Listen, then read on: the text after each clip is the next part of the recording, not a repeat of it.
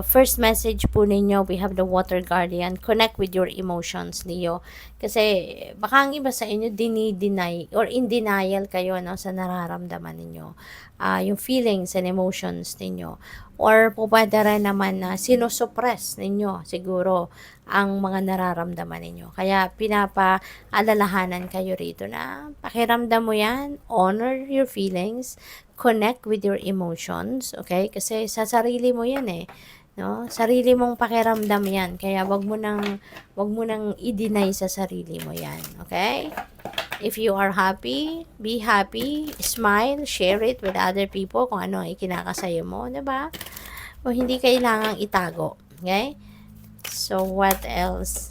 We have blame. Yan, I accept responsibility for my well-being. So siguro baka meron ditong pagsisisi, no? Maaring merong hindi magandang naging sitwasyon sa buhay ninyo at sinisisi mo yung sarili mo.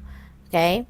So wag ka nang sana no malinawan ang inyong isipan na wag mong sisihin ang sarili mo for siguro baka merong hindi pwedeng sa sarili mo to na sinisisi mo yung sarili mo for everything na nangyayari sa buhay mo, or baka sinisisi mo ang sarili mo for someone else, 'di ba, na sitwasyon na hindi naging maganda, 'di ba? At maaaring may participation ka sa sitwasyon na 'yon at sinisisi mo yung sarili mo.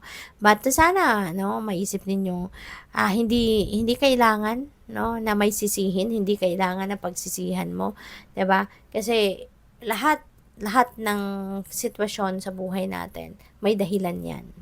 You know, may dahilan, may purpose ang bawat pagkakataon, bawat sitwasyon sa buhay natin. Merong purpose 'yan. Maganda man ang nangyari or hindi, merong purpose 'yan kung bakit ganyan ang nangyari. Kaya sana 'wag ninyong sisihin ang sarili mo, 'di ba? Kasi may dahilan ang lahat. Alright?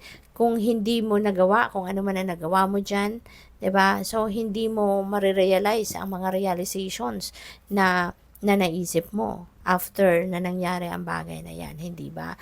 So, just believe, no? Just believe na lahat ng bagay ay may rason, no? Kung bakit nangyayari yan. Merong dahilan, merong purpose yan, okay? Kaya instead of blaming yourself, instead of crucifying yourself dahil ako ang yung sinisisi mo ang sarili mo, instead of doing that, move forward. No, move forward, bitbitin mo kung ano ang lesson na natutunan mo from that situation kasi in the near future magagamit mo kung